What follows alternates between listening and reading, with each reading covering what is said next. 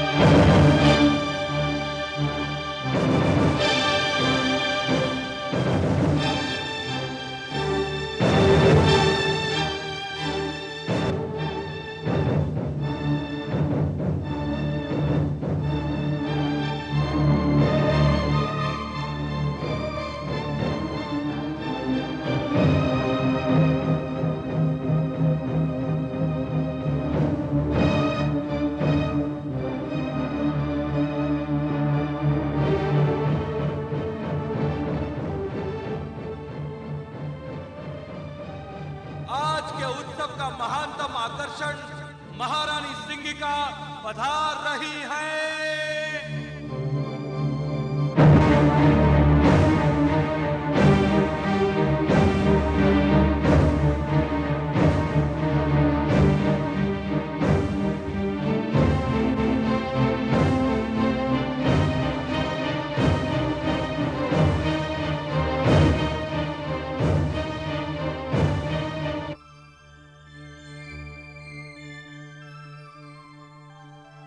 प्रणाम भ्राताश्री।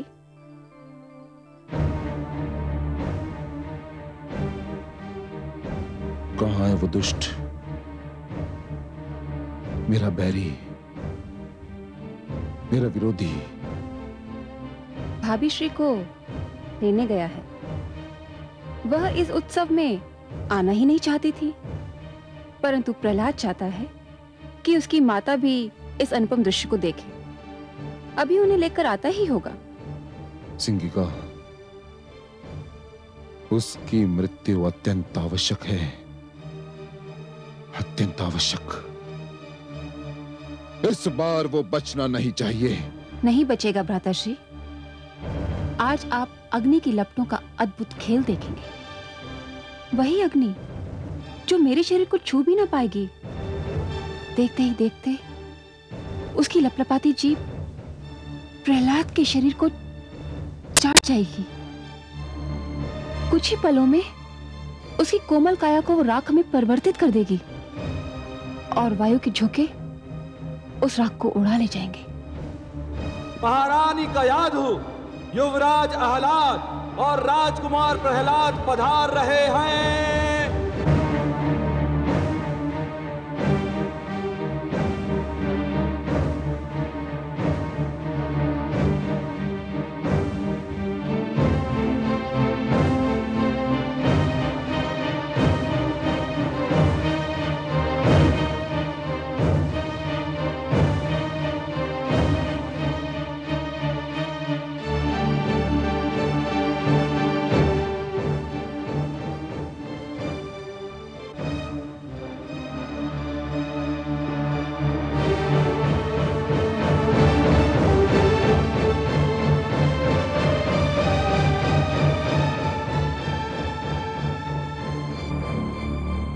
माते, मैं आपके चरण छूकर संसार के मातृत्व के चरण छू रहा हूँ। संसार की सारी माताएं पूज्य है।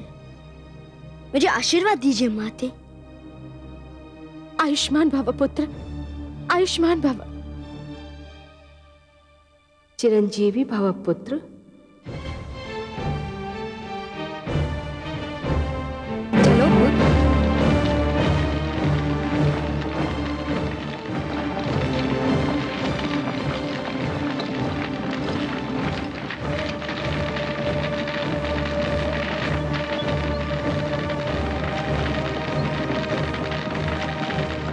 चलो पुत्र।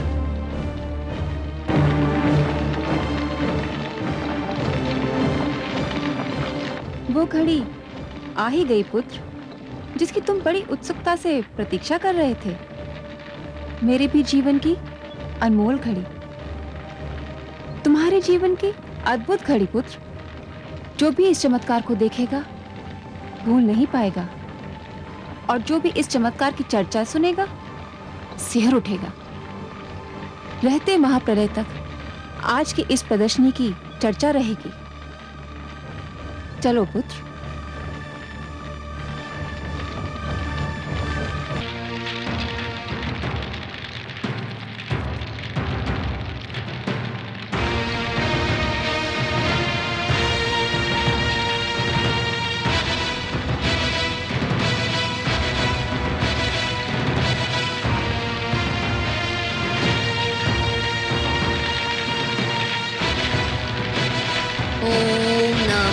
भगवते वासुदेवाय। ओम नमो भगवते वासुदेवाय। ओम नमो भगवते वासुदेवाय।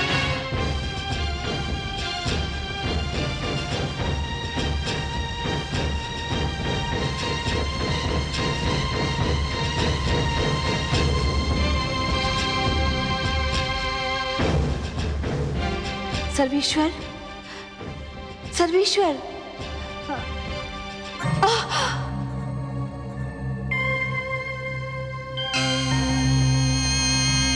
नारायण नारायण।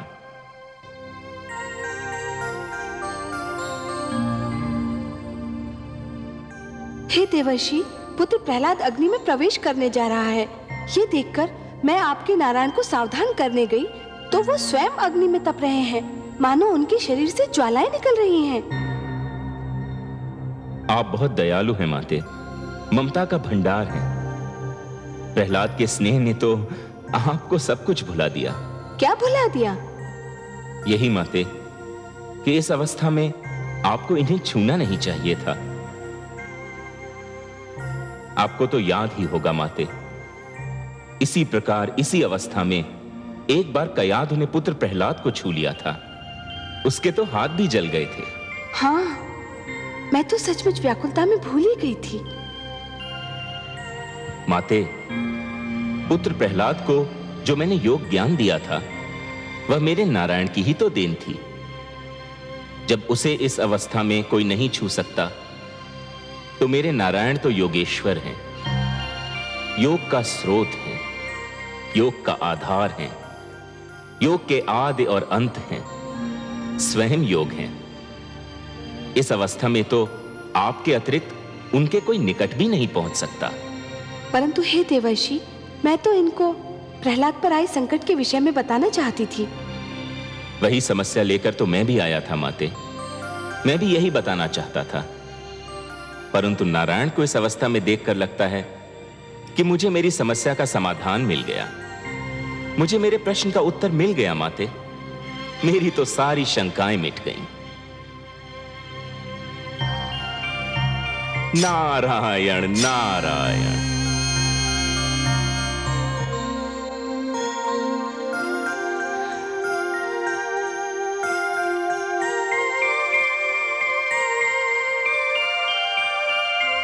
ओम नमो भगवते वासुदेवाय। ओम नमो भगवते वासुदेवाय। ओम नमो भगवते वासुदेवाय। पुत्र, तुम्हें भय तो नहीं लग रहा है? कैसा भय बुआ श्री? मुझे तो आनंद आ रहा है। जैसे जैसे लपटे मेरी ओर बढ़ रही है, मुझे विचित्र सी शीतलता का अनुभव हो रहा है। लग रहा है जैसे शीतल जल की लहरें मेरे शरीर को छू रही हो। ओम नमो भगवते वासुदेवाय। ओम नमो भगवते वासुदेवाय। ओम नमो भगवते वासुदेवाय। ओम नमो भगवते वासुदेवाय। ओम नमो भगवते वासुदेवाय। ओम नमो भगवते वासुदेवाय। ओम नमो भगवते वासुदेवाय। ओम नमो भगवते वासुदेवाय। नहीं, बचाओ! बचाओ! मैं जल रही हूँ, बचाओ मुझे! बचाओ!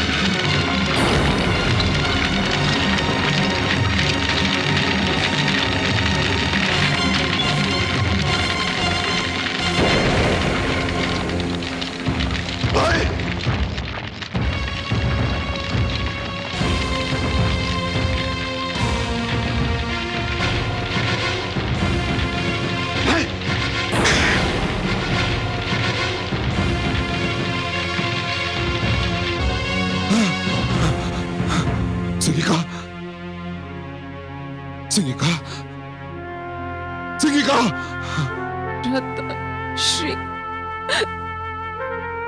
प्रहलाद के विष्णु ने मुझे भस्म कर दिया। किंतु ये कैसे हुआ? तुम्हें तो अग्निदेव ने वरदान दिया था, ये कैसे हो गया? प्रहलाद की मायावी शक्तियों ने अग्निदेव के वरदान को मात दे दी। किसके मंत्र की शक्ति के आगे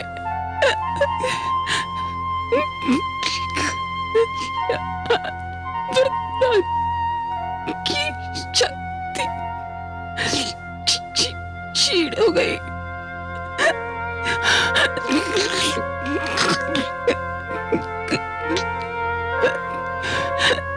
उसको जीवित नहीं छोड़िएगा, जीवित नहीं छोड़िएगा माताश्री।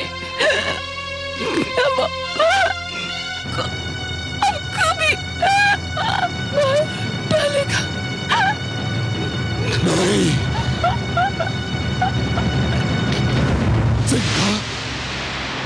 सिंगिका, नहीं।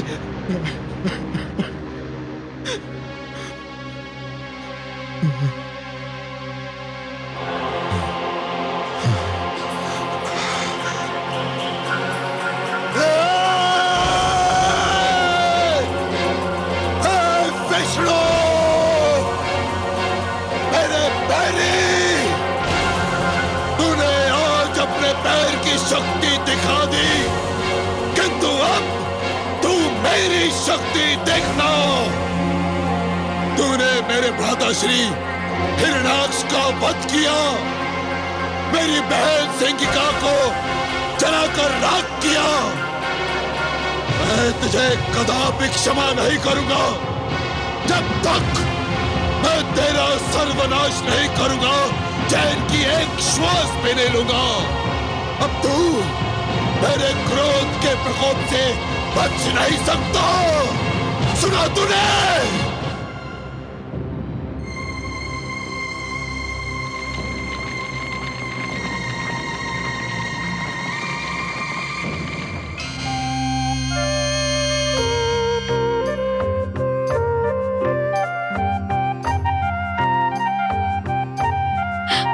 पुत्र, पुत्र, मेरा पुत्र, मेरे लाल, मेरा पुत्र।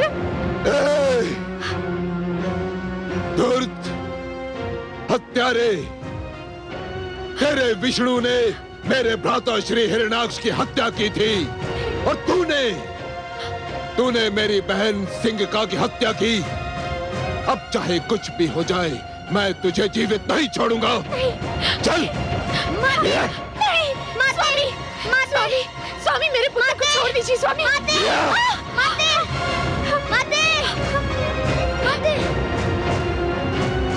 मेरा पुत्र, मेरा पुत्र।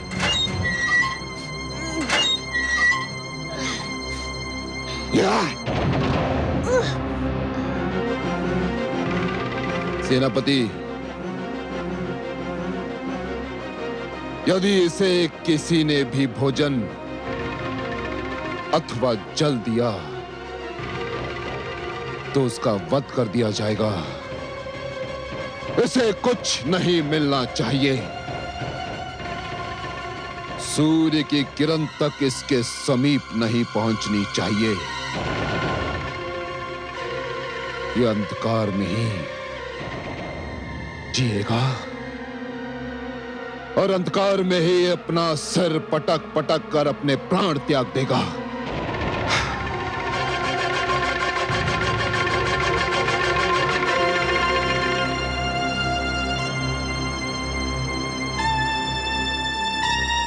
दुष्ट प्रहलाद ने तुम्हारी माता श्री, मेरी प्रियतमा, मेरी जीवन संगनी सिंगिका की हत्या कर दी।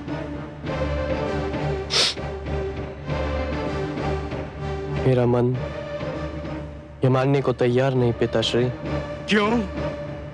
क्या तुमने अपनी आंखों से उन्हें विवशता से तड़प तड़प कर जलते और मरते नहीं देखा? देखा था पिताश्री, देखा था, परंतु अग्नि में तो उन्होंने पहले भी प्रवेश किया था और आप ही कहते थे कि उन्हें कभी तनिक सी भी क्षति न पहुंची थी। फिर इस बार अग्निदेव का दिया हुआ वरदान असफल क्यों हो गया पिताश्री? इसलिए कि इस बार वो अकेली नहीं थी, प्रहलाद भी था उसके साथ। प्रहलाद के पास मायावी शक्तियां हैं। वो सिंगिका का वध करना चाहता था। उसने अपनी मायावी शक्तियों से उसका वध कर दिया। वो हत्यारा हमारे समस्त कुल का बैरी है। यदि ऐसा होता पिताश्री, तो वो मेरा जीवन क्यों बचाता? मुझे तो नाग ने डस लिया था।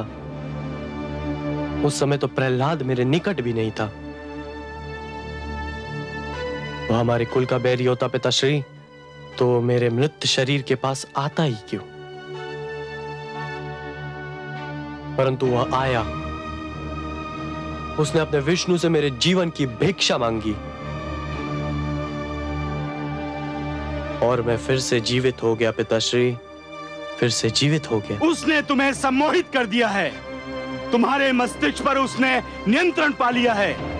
तुम वही सोचोगे जो वो चाहता है कि तुम सोचो, तुम वही करोगे जो वो चाहता है कि तुम करो। यह भी उसकी मायावी शक्ति का प्रभाव है। परंतु अपनी प्रियतमा, अपनी पत्नी सिंगिका की सौगंध, तुम्हारी तर्कसंगत बातें भी मुझे उससे सिंगिका के वध का प्रतिशोध लेने से नहीं रोक सकती। मैं अपनी मायावी शक्ति से उसकी मायावी शक्ति को चकनाचूर कर दूंगा। वो मूर्ख नहीं जानता कि कामरूप नरेश विप्रचिति कौन है, क्या है।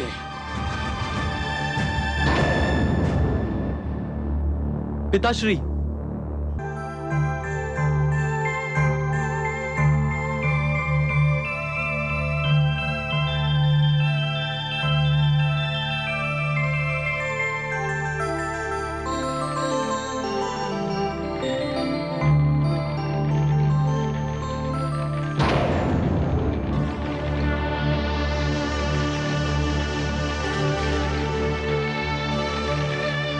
बुआश्री, आप? प्रणाम। मुझे बुआश्री की मृत्यु का बहुत दुख है।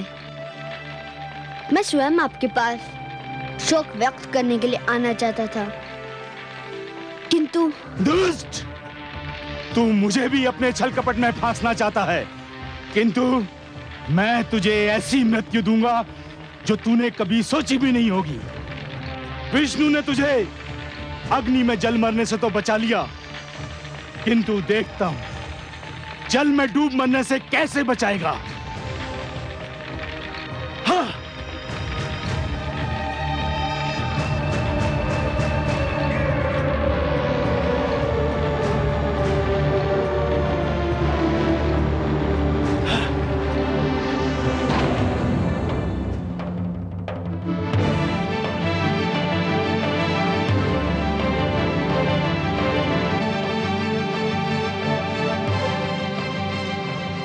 दुष्ट, तेरे तो नेत्र बंद हैं। तू तो अपना दुखद अंत देख भी नहीं पाएगा। जा, डूब मर इस सागर के तल में। हाँ। ले लिया मैंने सिंगिका के वध का प्रतिशोध। ये धूर्त अब सागर के तल से कभी ऊपर नहीं आ सकेगा। ये सागर का जल इसकी समाधि बन जाएगा।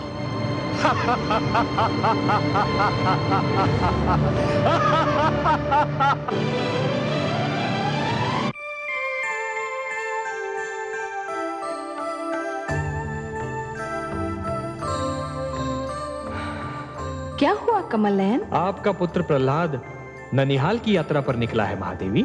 ननिहाल की यात्रा? कहाँ? आप भूल गई महादेवी, इस बार आपने सागर पुत्री के रूप में जन्म लिया है, तो सागर आपके पिता हुए और उनका घर प्रहलाद का ननिहाल ही तो हुआ। विप्रचित्ती प्रहलाद को सागर में फेंकने निकला है। पिताश्री नहीं जानते कि प्रहलाद को मैंने अपना पुत्र माना है। कुछ अनर्थ ना हो जाए, उसकी रक्षा कीजिए प्रभु। जैसी आपकी इच्छा।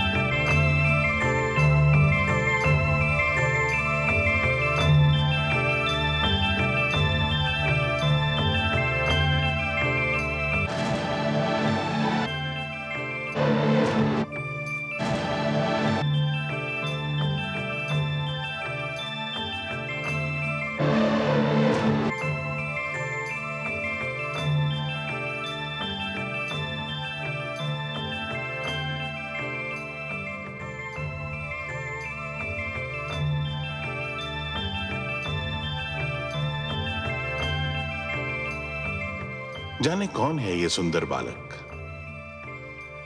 मुख पर इतना तेज कि आंखें नहीं ठहरती। कैसी मीठी निद्रा में सो रहा है वो। फिर उसे जगाकर पूछना भी तो उचित नहीं होगा ना। जाने कैसे सपने देख रहा होगा। किंतु ये कमल हमसे कह रहा है कि निश्चित इस मनमोहक बालक का संबंध हमारे जामाता श्री हरि विष्णु और पुत्री लक्ष्मी के साथ है। कमल, जो हमारे जामाता के हाथ की शोभा भी है और पुत्री लक्ष्मी का आसन भी।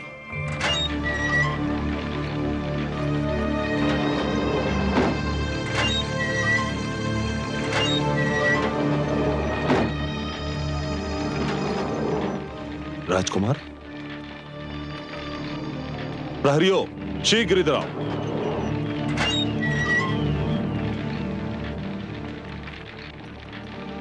राजकुमार कहां गए? श्रीमान अभी तो यही थे। किसी ने कारागार का द्वार खोला था? नहीं श्रीमान, जब से भगवान हिरण्यकश्यप ने राजकुमार को यहाँ बंदी बनाया है, तब से द्वार खोला ही नहीं। जाने क्या रहस्य है। मुझे तुरंत भगवान को इसकी सूचना देनी होगी।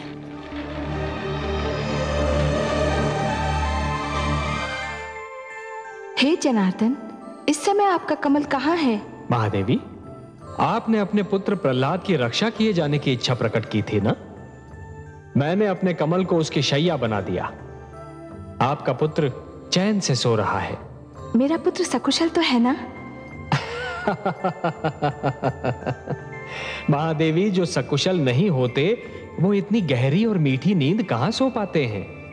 ऐसी निश्चिंत निद्रा तो केवल उन्हीं के भाग्य में होती है जो स्वयं को पूर्ण रूप से ईश्वर को समर्पित करते हैं।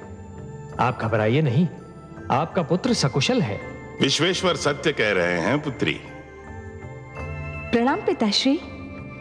प्रणाम है सागर देवता। प्रणाम। मैं आपका स्वागत करता हूं। कमल को शैया बना देखकर ही मुझे अनुमान हो गया था कि उस पर सोए हुए बालक का संबंध अवश्य मेरे जामाता और पुत्री से होगा। बहुत गहरा संबंध है पिताश्री। प्रहलाद इनका भक्त है और मैंने उसे अपना पुत्र मान लिया है। तभी तो मैं सोच रहा था कि इतनी छोटी सी आयु में उसके मुख पर इतना तेज, इतना प्रताप कहां से आया। अब ज्ञात हुआ कि ये उसकी भक्ति भावना और तुम्हारे प्रेम का चमत्कार है। वो इस समय कहाँ है पिताश्री? अपने ननिहाल में है। नानी नाना के पास आया है। समस्त सागर संसार उसके अतिथि सत्कार में जुटा हुआ है।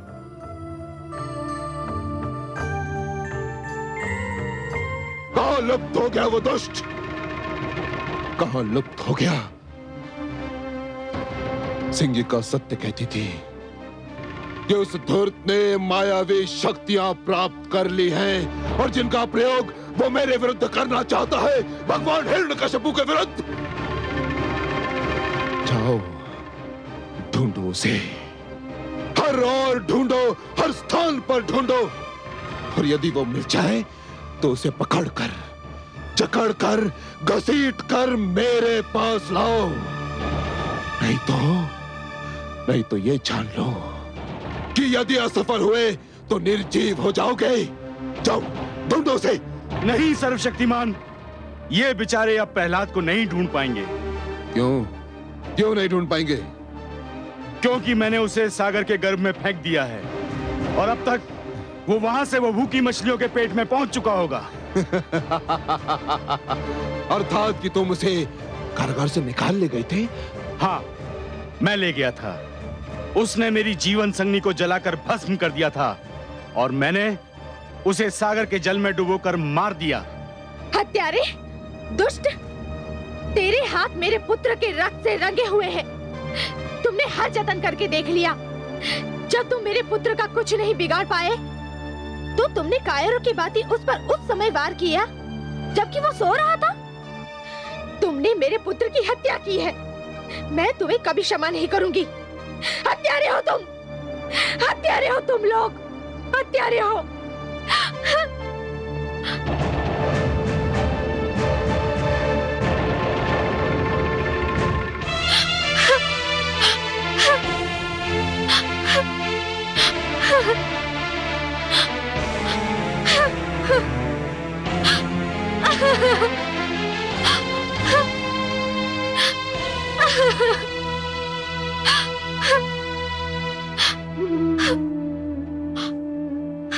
हे समुद्र देव, मैं आपसे अपना पुत्र वापस लूंगी। आपको मेरा पुत्र वापस लौटा नहीं होगा, लौटाना होगा मेरा पुत्र वापस। मेरा पुत्र, मेरा लाल,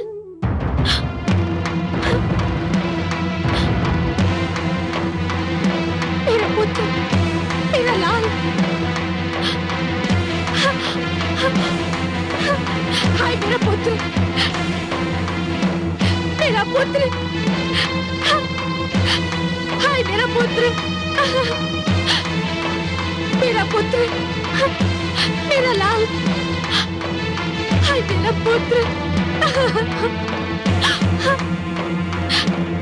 मेरे लाल, मेरा पुत्र। हे सागर देव, आप विशाल है, आपका हृदय विशाल है। संसार कहता है कि आप इतने उदार हैं कि आपको कुछ भी भेंट किया जाए तो आप उसका स्वीकार करके उसे लौटा देते हैं। हे सागर देव, दानवराज कामरूप नरेश विप्रचित्ती ने मेरे पुत्र प्रहलाद को बलि के रूप में आपकी गोद में फेंक दिया है। एक दुखियारी माँ की पुकार सुन लीजिए सागर देव। मेरे पुत्र प्रहलाद को आपकी गोद से निकालकर मेरी गोद में डाल दीजिए। एक माँ की गोद सुनी है सागर देव। एक माँ अपने पुत्र के जीवन की भीख मांग रही है। हे सागर देव, मुझे मेरा पुत्र लौटा दीजिए। मुझे मेरा पुत्र लौटा दीजिए। मुझे मेरा पुत्र लौटा दीजिए।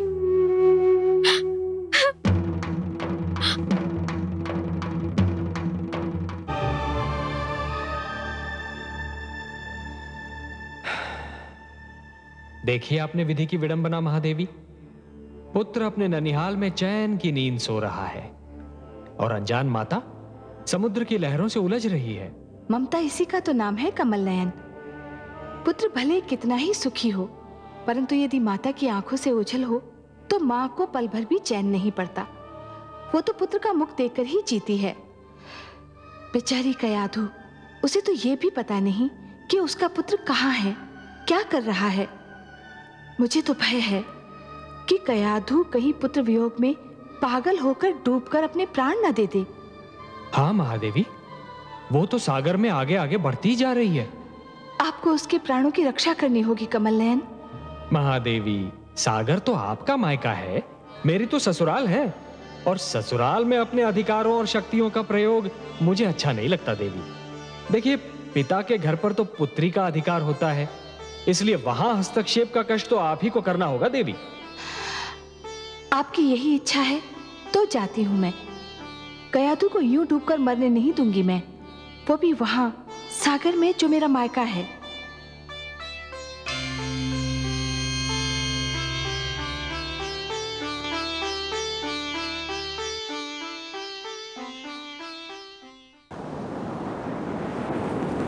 हे सागर देव, एक माँ की पुकार सुन लीजिए।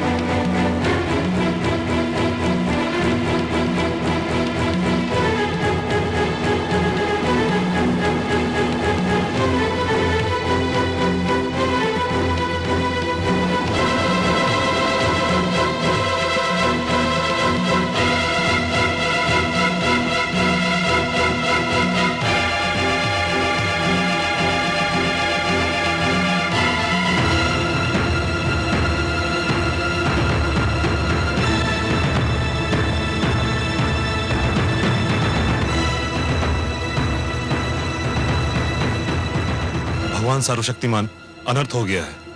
क्या हुआ? महारानी कयाधु राजभवन छोड़कर चली गई हैं। क्या?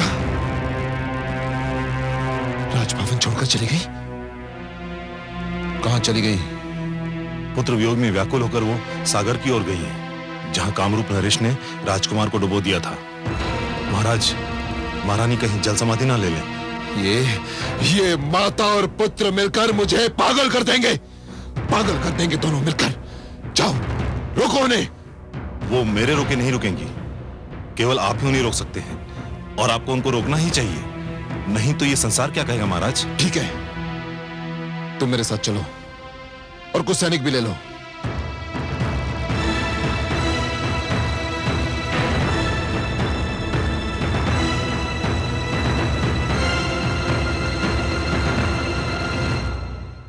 देवी, यह बालक तो जागने का नाम ही नहीं लेता। कब से सो रहा है, भला कब तक सोता रहेगा ये?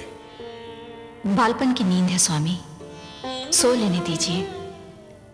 आयु बढ़ती है, जीवन की चिंताएं और समस्याएं घेर लेती हैं, तब ऐसी नींद बहुत याद आती है। लोग तो तरस जाते हैं ऐसी नींद के लिए। आप सत्य कहती हैं देवी, पर बहुत सो चुका ये, अब इसे जागना होगा। कम से कम जागकर ये तो देखे कि इसके ननिहाल में इसका आदर सत्कार कैसा हुआ। मुझे खेद है पिताश्री, प्रणाम पिताश्री। प्रणाम माते। पिताश्री, मुझे खेद है कि आप अपने नाती का और अधिक आदर सत्कार नहीं कर पाएंगे। क्यों पुत्री? क्योंकि इसकी माता इसके वियोग में तड़प रही है। पुत्र प्रहलाद को उसके पास लौटने में और अधिक विलंब हुआ तो वो अपने प्राण त्याग देगी।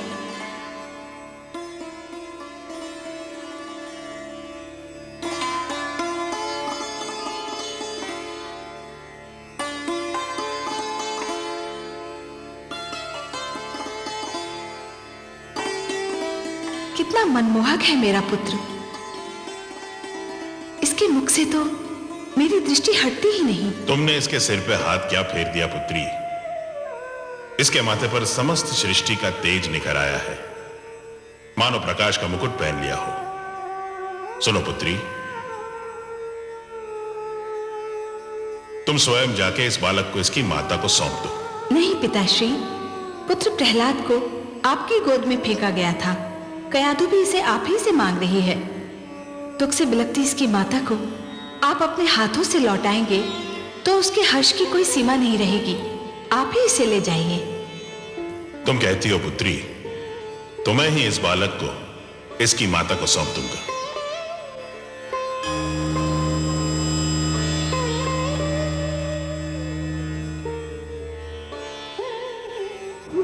हे सागर देव, लगता है आपने अपनी सारी परंपरा को छोड़कर मेरे पुत्र की बलि स्वीकार कर ली है। मेरे लिए मेरे पुत्र के बिना जीवित रहना व्यर्थ है। आपको मेरी बलि भी स्वीकार करनी होगी। ठहरो पुत्री, तुम सत्य कहती थी, मैं भेंट नहीं स्वीकार करता। और फिर प्रहलाद तो मेरे दोहित्र समान है। लो, मैं तुम्हारा बेटा तुम्हें वापस लौटाता हूं। धन्य है आप धन्य है सागर देव। आपने मुझे मेरा पुत्र लौटाकर एक ममता की मारी माँ पर बड़ा उपकार किया है। मैं कैसे आपको धन्यवाद दूं? इसकी कोई आवश्यकता नहीं है पुत्री। एक माता को अपना पुत्र वापस लौटाना उस पर उपकार नहीं होता, यह तो हमारा धर्म है। हाँ, एक माता से उसका पुत्र छीन लेना अवश्य ये जघन्य अपराध है।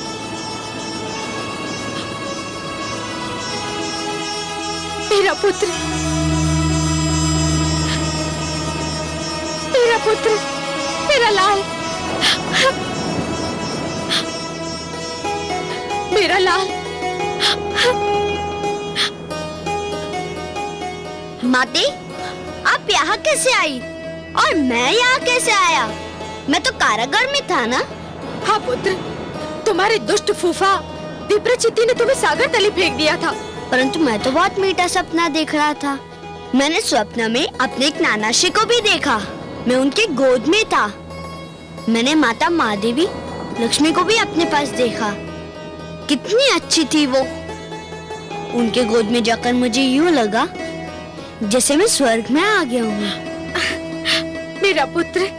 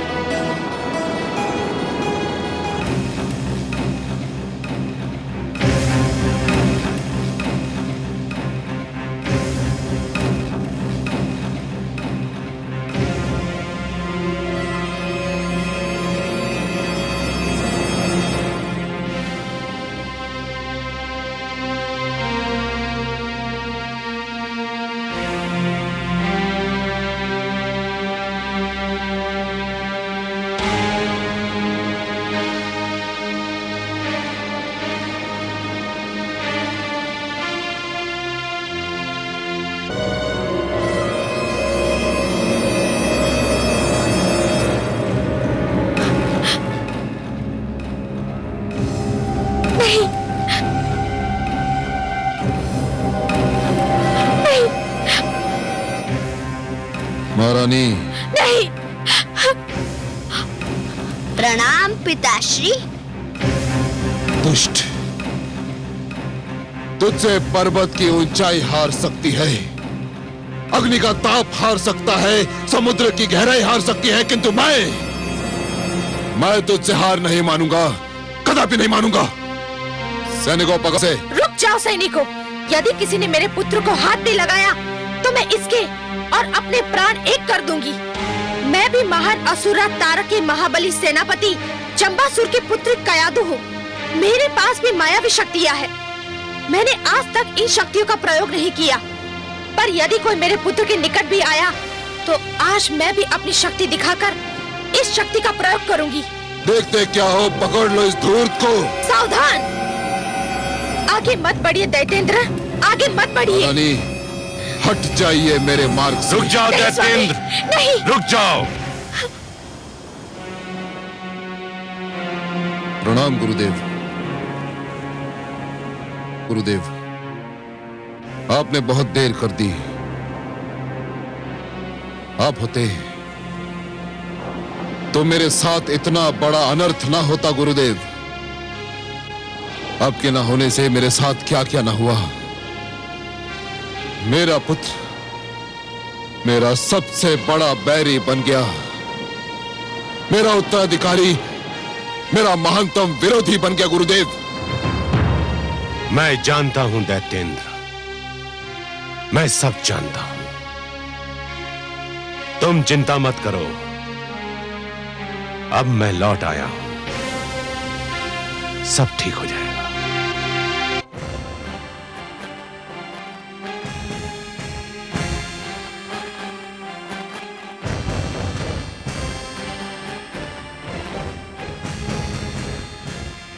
प्रणाम दैत्य गुरु। यशस्वी भव। प्रणाम भ्राताश्री। दुष्ट प्रहलाद का अंत हो गया भ्राताश्री, साथ ही आपकी चिंताओं और समस्याओं का भी अंत हो गया। ना तो दुष्ट प्रहलाद का अंत हुआ, ना ही मेरी चिंताओं और समस्याओं का। वो पापी फिर बच निकला विप्रचित्ती, फिर बच निकला। तुमने जिस सागर में उसे फेंका था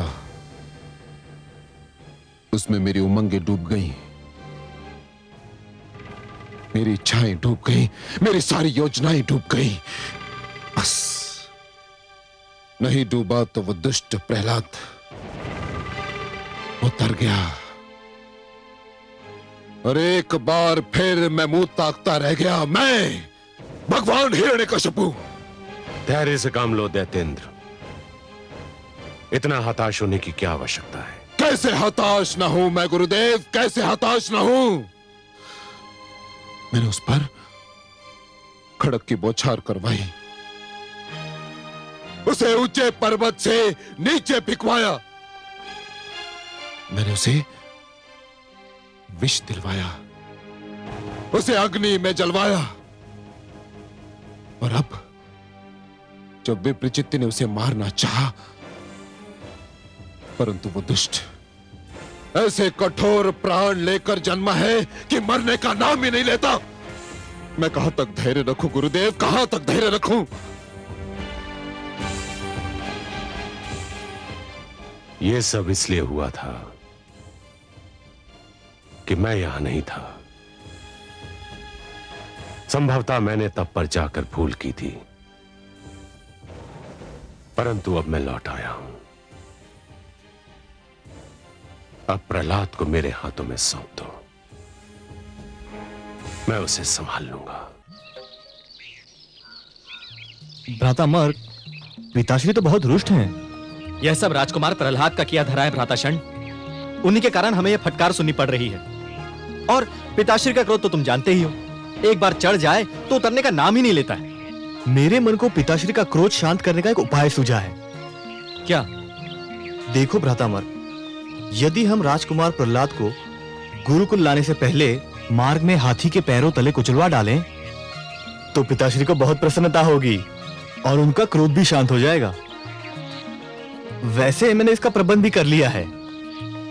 तुम भी विचित्र बात करते हो भ्राताशण। अरे पहले महारानी कयाधु को उसे हमारे साथ गुरुकुल ले जाने की अनुमति तो दे लेने दो।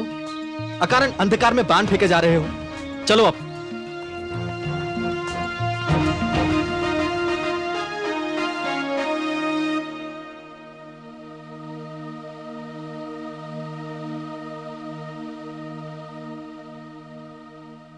महारानी की जय हो।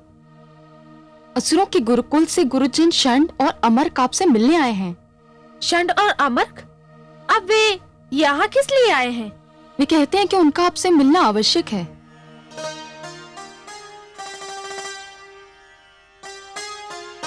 ठीक है, बुलाओ उन्हें।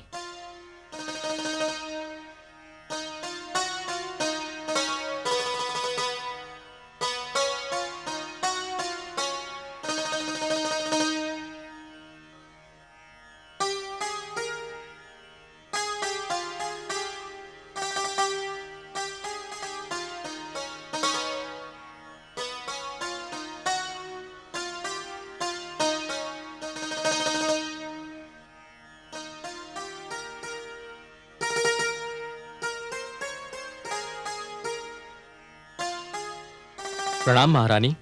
राजमाता की जय हो। प्रणाम गुरुजन। कहिए, कैसे कष्ट किया? आप तो जानती हैं कि दैत्य गुरु शुक्राचार्य अपनी तपस्या से लौट आए हैं। हाँ, मैं मिल चुकी हूँ उनसे। पिताश्री की इच्छा है कि राजकुमार प्रहलाद की शिक्षा अधूरी न रहे। किस शिक्षा की बात कर रहे हैं आप? उस शिक्षा की जिस शिक्षा में मेरे पुत्र को कोई रुचि ही नहीं है। आपको तो अनुभव हो चुका है गुरुजन। तब बात और थी महारानी। राजकुमार प्रहलाद की शिक्षा का भार हमें सौंपा गया था और आपको तो ज्ञात है कि हम दोनों को उतना अनुभव नहीं था, परंतु अब पिताश्री शुक्राचार्य स्वयं लौट आए हैं। तो क्या हुआ?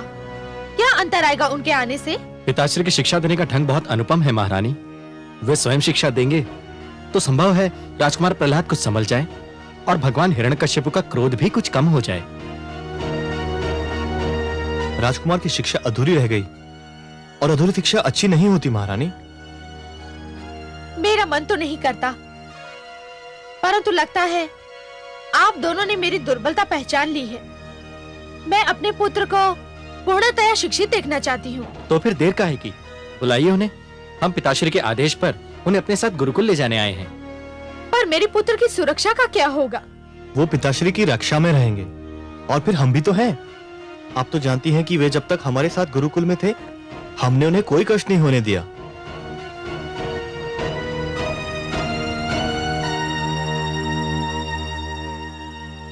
पुत्र प्रहलाद,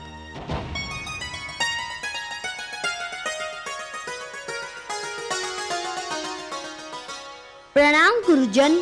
आयुष्मान भव शिष्य, तेजस्वी भव शिष्य। पुत्र प्रहलाद, तुम्हारे गुरुजन तुम्हें अपने साथ गुरुकुल ले जाने आए हैं। उन्हें गुरु शुक्राचार्य ने भेजा है। ये तो बहुत शुभ समाचार है। मुझे बहुत दुख था कि मेरी शिक्षा अधूरी रह गई। तो तुम जाओगे उनके साथ? हाँ, अवश्य जाऊंगा। पुत्र, तुम्हें भय नहीं लगता? भय? किस बात से भय माते? शिक्षा से भय या गुरुकुल जाने से भय? जो शिक्षा और गुरुकुल से डरते हैं वे जीवन में कुछ नहीं कर पाते। परंतु पुत्र, तुम्हें कुछ हो गया तो? मुझे अब तक कुछ हुआ माते? आप चिंता ना करिए, मुझे कुछ नहीं होगा। मुझे जाने की अनुमति दीजिए।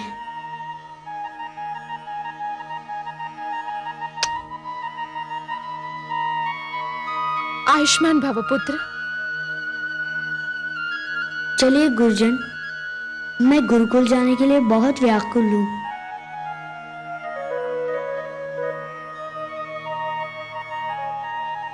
तुम्हारा आशीर्वाद है मेरे साथ। विश्वास करो, मुझे कुछ नहीं होगा। जाओ पुत्र।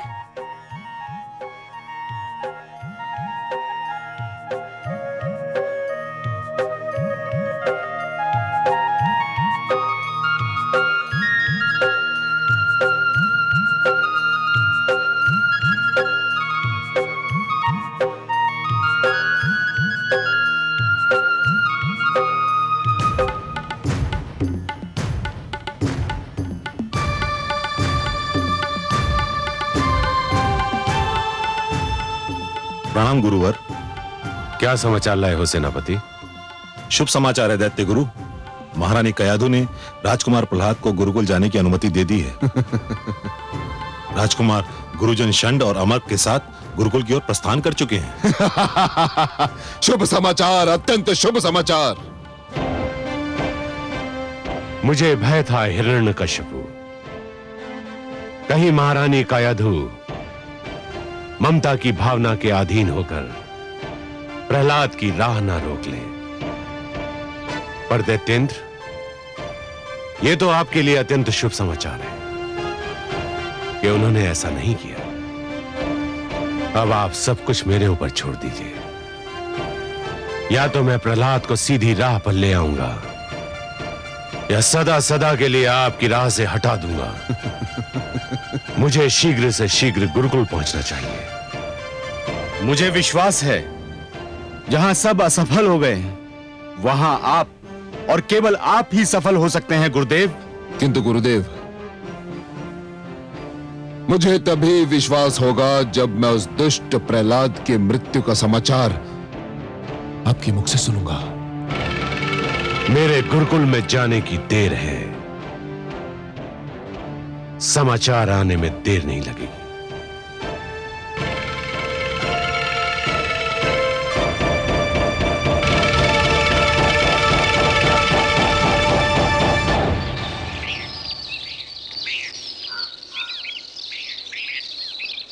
गुरुजन, आपने माताश्री को मनाकर मुझ पर बड़ा उपकार किया है।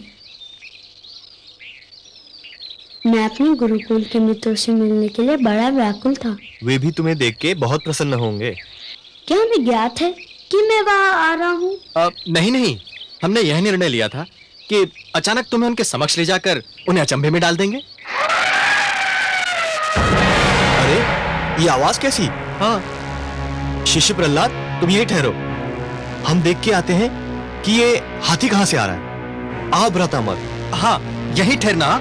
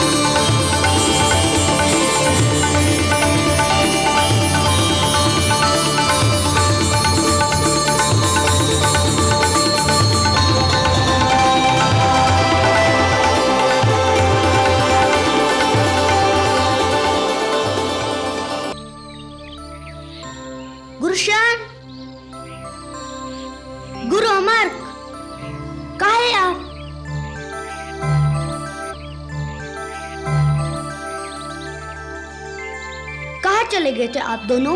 हम कहीं नहीं, हम तो यही थे। हाँ। क्या आप हाथी से भयभीत हो गए थे? नहीं, हम क्यों भयभीत होंगे? क्यों भ्राताशण? है ना? बिल्कुल। हाँ, हम तो नित दिन हाथियों के साथ में खेलते हैं, है ना? हाँ। परंतु गुरुजन, लगता है ये हाथी हमारे संग खेलने नहीं, कुछ और करने आया था। कुछ और? चलिए गुरुजन, गुरुकुल में हमारी प्रतीक्षा हो रही होगी। हाँ, चलो।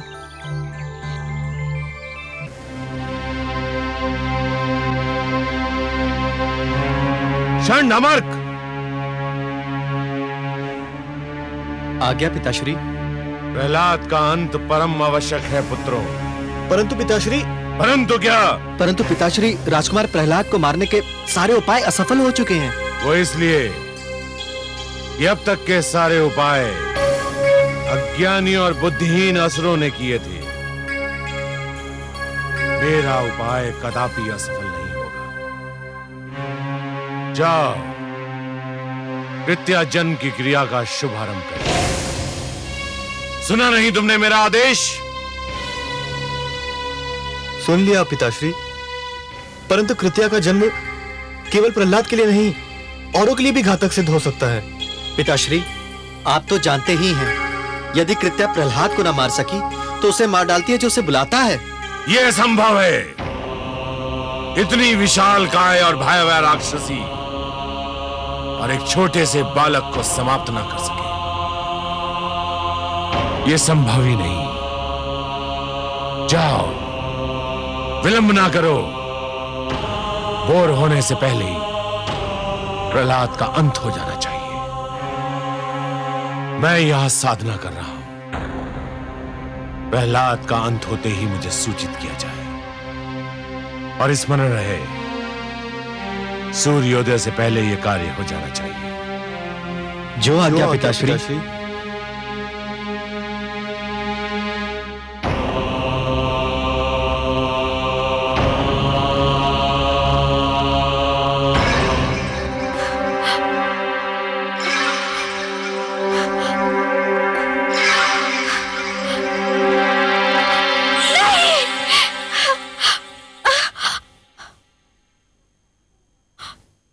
महारानी, क्या आपने कोई भयानक सपना देख लिया? लगता है मेरे पुत्र के प्राण फिर संकट में है। आपका ध्यान राजकुमार में है, इसीलिए आप सोते में भी उन्हीं के विषय में सोच रही होंगी। राजकुमार तो गुरुकुल में है, भला वहां उनके प्राण को क्या संकट हो सकता है? पता नहीं, परंतु मैं बहुत व्याकुल हूँ। सो जाइए महारानी, उन्हें कुछ नहीं होगा। गुरुजन उनकी सुरक्षा का आश्वासन दे चुके हैं। हाँ, ठीक कह रही हो तुम। लगता है मैंने कोई भयानक स्वप्न देखा था।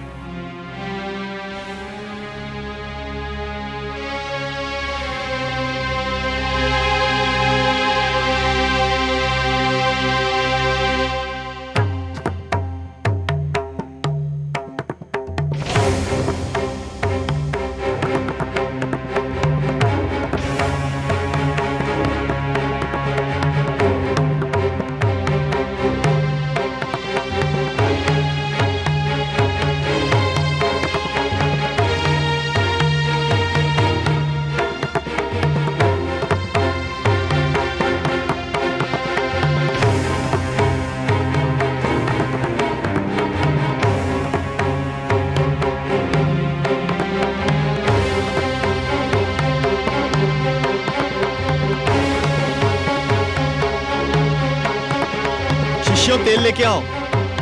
आओ, जल्दी आओ। आओ, शीघ्र आओ।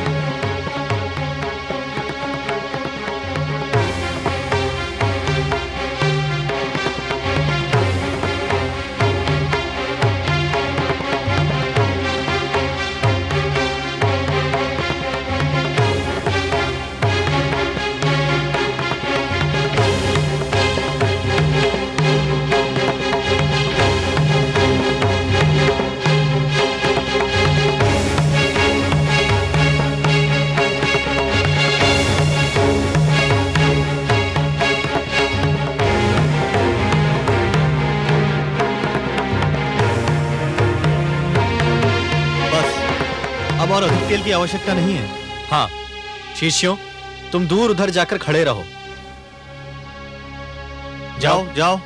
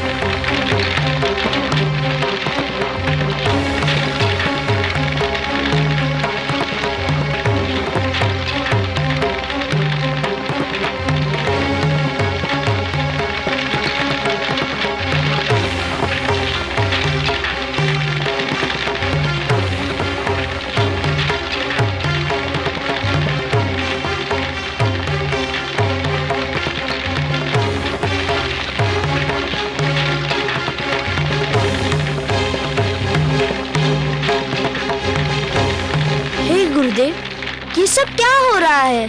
एक अतिथि की प्रतीक्षा है, हम उसी के लिए भोजन बना रहे हैं। एक अतिथि के लिए इतना सारा भोजन? हाँ, बहुत विशाल काय है वह अतिथि, बहुत बड़ा पेट है उसका। उसका भोजन इसी तेल में तला जाएगा। जाओ शिष्य, तुम अपना स्थान ग्रहण करो।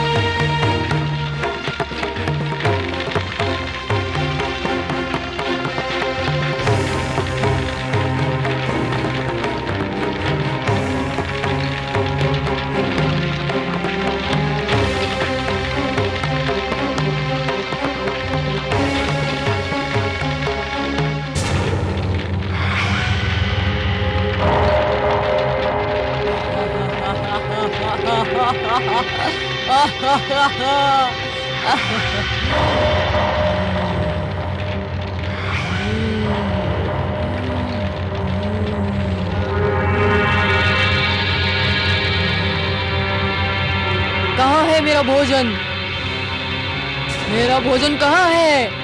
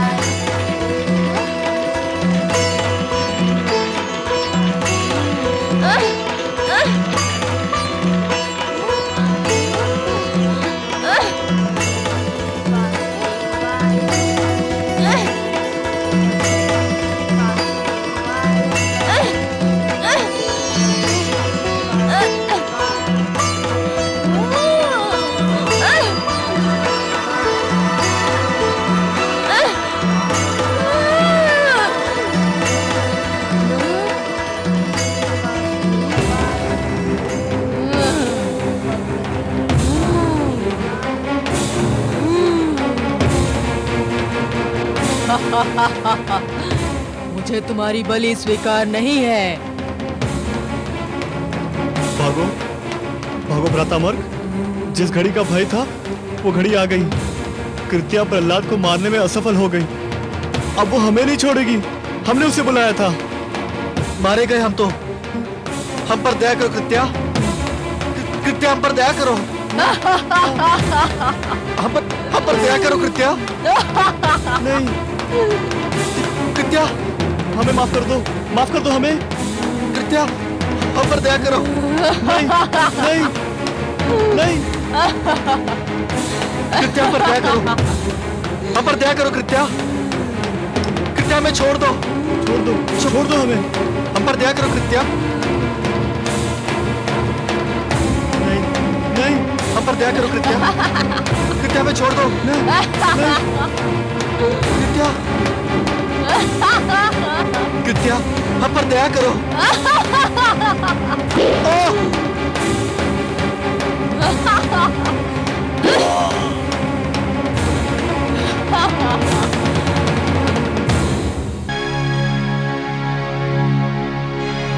क्षण अमर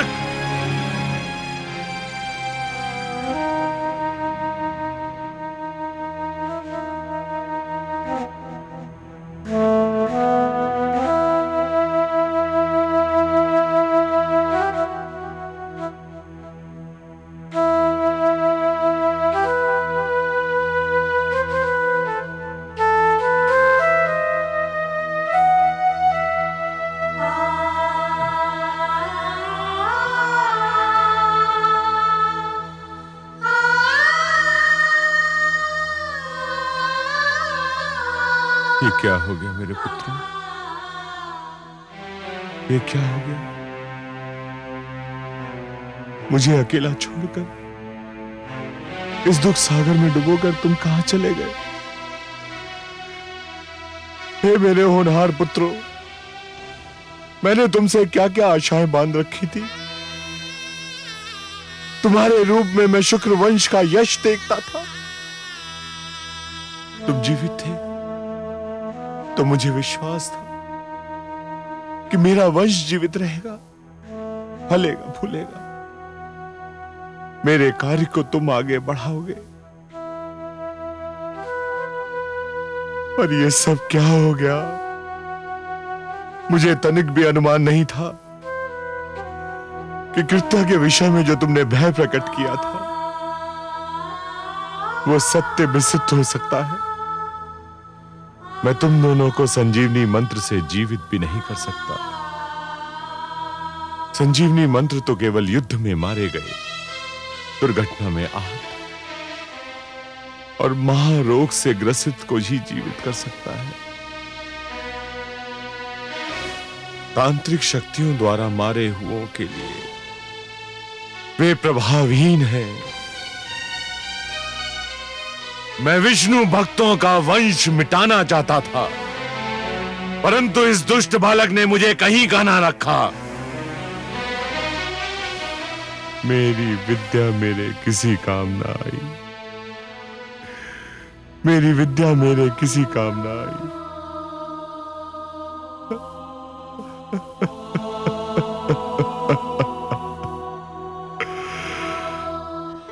मैं कहती थी ना, जो दूसरों का बुरा चाहते हैं स्वयं उनका बुरा हो जाता है। मेरे पुत्र को मारने चले थे दैत्य गुरु, एक क्षण को भी ये ध्यान नहीं आया कि वो भी किसी माँ का पुत्र है। अब अपने पुत्र मारे गए तो कैसा विलाप कर रहे हैं दैत्य गुरु। सिंगिका की भांति दैत्य गुरु भी अपने दुख को केवल दुख समझते हैं। उनके लिए दूसरों का दुख केवल परिहास की सामग्री होता है। आप सत्य कह रही हैं महादेवी, इसलिए मैं बार बार यही कहता हूं कि कभी किसी को किसी का बुरा नहीं सोचना चाहिए, क्योंकि जो भी व्यक्ति किसी और का बुरा सोचता है अंत में उसका भी बुरा हो ही जाता है। दैत्य गुरु को अपने तंत्र मंत्र पे बड़ा विश्वास था। समझ रहे थे कि उनके तंत्र मंत्र से बड़ी कोई शक्ति है ही नहीं। यह उनका भ्रम है महादेवी, उनका भ्रम है। जो भी व्यक्ति ये समझते हैं कि यह तंत्र मंत्र, ये सर्वनाश और अंधकार की शक्तियां केवल किसी और को ही क्षति पहुंचा सकती हैं, तो वो उनका भ्रम है। सत्य तो यह है महादेवी कि जो ईश्वर के सच्चे भक्त होते हैं, जो स्वयं ईश्वर पर संपूर्ण विश्वास करते हैं, ये तंत्र मंत्र की शक्तियां उनका बाल भी नहीं बांका कर सकती। हे महादेवी, जिस प्रकार द्वेष और घृणा का मारा व्यक्ति पड़ोसी के घर को जलते हुए देख ये भूल जाता है कि उसी अग्नि की लपटें स्वयं उसका घर भी जला सकती हैं, उसी प्रकार जो व्यक्ति तंत्र मंत्र में विश्वास करता है वो ये भूल जाता है कि यही तंत्र मंत्र की शक्तियां स्वयं उसका भी सर्वनाश कर सकती हैं। सत्य है सर्वेश्वर, आप जो कह रहे हैं उसका एक एक अक्षर सत्य है। देखिए तो महादेवी, कोई भला सोच भी सकता है कि इतने महान दैत्य गुरु शुक्राचार्य अपने पुत्रों की मृत्यु पर इस प्रकार विलाप करते हुए दिखाई देंगे? गुरुदेव, क्या आप वास्तव में मेरे गुरुजन शन और अमर की मृत्यु का उत्तरदायी मुझे समझते हैं? तुम्हें नहीं समझूं तो किसे समझूं? परंतु गुरुदेव, क्या ये उचित है? उचित हो या अनुचित, पर सत्य यही है कि तुम्हारे ही कारण मेरे पुत्रों के प्राण गए, तुम्हारे ही कारण मेरी प्रतिष्ठा पर प्रश्न चिन्ह लग गया, तुम्हारे ही कारण समस्त असुर लोक का अस्तित्व संकट में पड़ गया। मेरे पुत्रों को जीवित रहना था, वे मर गए। तुम्हें मर जाना था, तुम बच गए। गुरुदेव, यदि आप ये जानते हैं कि मैं बच गया, तो आप ये भी भली भांति जानते हैं कि मैं कैसे बच गया, किसने बचा लिया मुझे। तो आप ही कहिए, जिसने मुझे बचाया वे ईश्वर है या वे जो मुझे बार बार मारने का प्रयत्न कर रहे हैं, वो असफल होते जा रहे हैं। वो मेरे पिताश्री हिरण्यकश्यपु हैं। चुप रहो। नहीं चुप रहूंगा गुरुदेव। आज आपको बताना ही होगा कि आप अपने मन से मेरे पिताश्री को ईश्वर मानते हैं। इससे क्या अंतर पड़ता है? अंतर पड़ता है गुरुदेव। किसी को मन से ईश्वर मानना एक बात है और किसी को भय या स्वार्थ के कारण ईश्वर मानना दूसरी बात। मैं जानता हूँ कि मेरे गुरुजन शन और अमर मेरे पिताश्री को भय के कारण ईश्वर मानते थे और आप उन्हें स्वार्थ के कारण ईश्वर कहते हैं। मैं गुरु हूँ और गुरु का धर्म है शिक्षा देना। गुरु अपने शिक्षकों को वही पाठ पढ़ाता है जो उसे पढ़ाने के लिए कहा जाता है। क्या गुरु का धर्म ये देखना नहीं कि उसे जो पाठ पढ़ाने के लिए कहा जा रहा है वह उचित भी है नहीं? इस समय तू बड़े बोल इसलिए बोल रहा है कि तेरी विजय हुई है और मेरी पराजय। तू प्रसन्न है और मैं दुखी। तुझे प्रसन्नता है कि मेरे दोनों पुत्रों और तेरे गुरुजन मृत्यु को प्राप्त हुए। जो शिष्य अपने गुरु की मृत्यु का हर्ष मनाए उसके जीवन को धिक्कार है। केवल मैं जानता हूँ गुरुदेव कि मैं अपने गुरुजन शन और अमर से कितना प्रेम करता था। केवल मैं जानता हूँ कि उनके मृतक शरीर को देखकर मेरे मन पर क्या बीत रही है। जिस समय वो दुष्ट राक्षसी मेरे गुरुजन का वध कर रही थी, मेरा वश चलता तो मैं उसके खड़क के आगे अपना सिर कर देता। बंद करो ये अभिनय। ये अभिनय नहीं गुरुदेव, ये मेरे दुखी मन की पुकार है।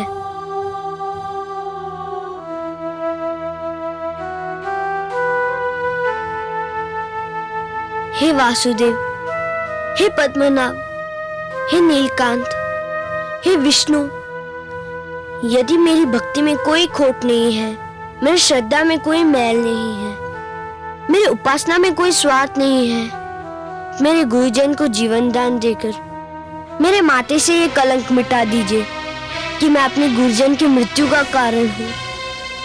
उनके जीवन का अंत इसलिए हुआ कि आपको मेरा जीवन बचाना था। ये आपसे मेरी अंतिम प्रार्थना है। इसके उपरांत मैं आपसे कुछ नहीं मांगूंगा। हे सर्वेश्वर, मेरी लाज रखिए। मेरे गुरुजनों को जीवन दान दीजिए। मेरे गुरुजनों को जीवन दान दीजिए। सुना आपने कमल नयन? देखा मेरे पुत्र का भोलापन? लीजिए, अब उसकी अंतिम इच्छा भी पूरी कीजिए। बड़ा विचित्र है ये बालक भी। शत्रुओं के दुख पर भी यूं बिलख पड़ता है जैसे कि ये अपना दुख हो। महान है ये बालक महादेवी, महान है ये बालक। जब ये हंसता है तो सारा संसार इसके साथ हंसता है, पर जब ये रोता है तो अकेला ही रोता है। यदि रोने वाले के साथ कोई रो दे तो वो व्यक्ति श्रेष्ठ कहलाता है महादेवी, महान कहलाता है। दूसरों के दुख को अपना दुख तो केवल वही व्यक्ति समझ सकता है जिसका हृदय दर्पण की भांति स्वच्छ हो। पर यह कहने की आवश्यकता थी कि ये उसकी अंतिम इच्छा है और इसके उपरांत वो आपसे कभी कुछ नहीं मांगेगा? महादेवी, ये कहकर उसने स्वार्थी दैत्य गुरु शुक्राचार्य के सामने यह सिद्ध कर दिया है कि वो स्वयं कितना निस्वार्थी है, कभी अपने लिए कुछ नहीं मांगता, यदि हाथ पसारता भी है तो दूसरों के लिए। संभवतः आपका पुत्र भी यह समझता है कि मेरे भक्त मेरे वश में हैं, किंतु सत्य तो यह है महादेवी कि स्वयं मैं अपने भक्तों के वश में हूं। अपने प्रेम से, अपने विश्वास से, अपनी भक्ति से और अपनी श्रद्धा से मेरे सारे भक्त बार बार मुझे उनकी सहायता करने के लिए विवश करते रहे हैं और करते रहेंगे। और मुझे अपनी इस विवशता पर कितनी प्रसन्नता होती है, इसका मैं क्या वर्णन करूं महादेवी, इसका मैं क्या वर्णन करूं। मैं आपके इस पुत्र की प्रार्थना और मेरे इस भक्त की प्रार्थना को कैसे टाल सकता हूं महादेवी।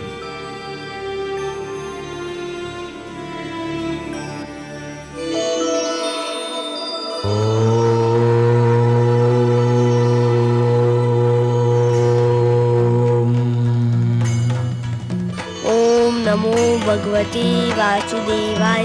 ओम नमो भगवते वासुदेवाय। ओम नमो भगवते वासुदेवाय। ओम नमो भगवते वासुदेवाय। ओम नमो भगवते वासुदेवाय। ओम नमो भगवते वासुदेवाय। ओम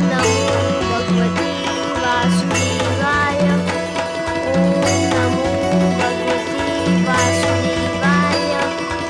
ओम नमो भगवते वासुदेवाय।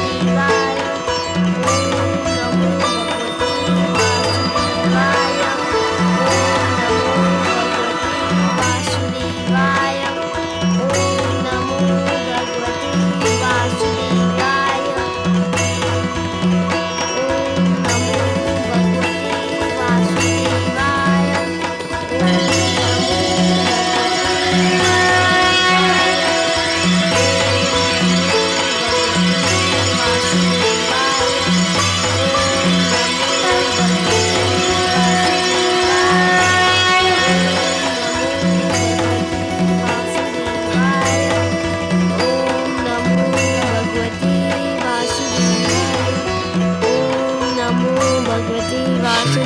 नमो जीवित हो गए। ओम नमो भगवते वासुदेवाय। शरण। ओम नमो अमर्क। भगवते वासुदेवाय। ओम नमो भगवते शिष्य प्रहलाद। वासुदेवाय। राजकुमार। हे विष्णु, आपको कोटि कोटि धन्यवाद। शरण, अमर्क, सुना नहीं तुमने? मैंने तुम्हें बुलाया। इधर आओ, ये मेरा आदेश है। आपके आदेश का पालन हमारे उस जीवन का धर्म था जिसका कारण आप थे। ये तो हमारा नया जन्म है, हमारा दूसरा जीवन है, और यह जीवन हमारे प्रिय शिष्य प्रहलाद ने हमें प्रदान किया है पिताश्री। ये आप क्या कर रहे हैं गुरुजन? आपने मेरे चरण छू लिए तो मैं सदा के लिए पापी हो जाऊंगा। हम तुम्हारा मार्गदर्शन चाहते हैं शिष्य, तुम्हारे पीछे चलना चाहते हैं शिष्य प्रहलाद। मैं जिस पथ का पथिक हूँ उसमें न कोई किसी के आगे चलता है, ना कोई किसी के पीछे, उस पर सब साथ साथ चलते हैं। मैं भक्ति मार्ग का पथिक हूँ। आइए आप भी पथिकों के इस लहराते सागर में लहरों की भांति आप भी मिल जाइए। आपका स्वागत है गुरुजन। पिताश्री, हम ये घोषणा करते हैं कि शिष्य प्रहलाद का ईश्वर ही हमारा ईश्वर है। हाँ, हमारे भगवान विष्णु हैं, हिरण्यकश्यपु नहीं। धन्य है गुरुजन, आपने सत्य की राह देखी। अब आप जो भी शिक्षा देंगे वो सच्ची शिक्षा होगी।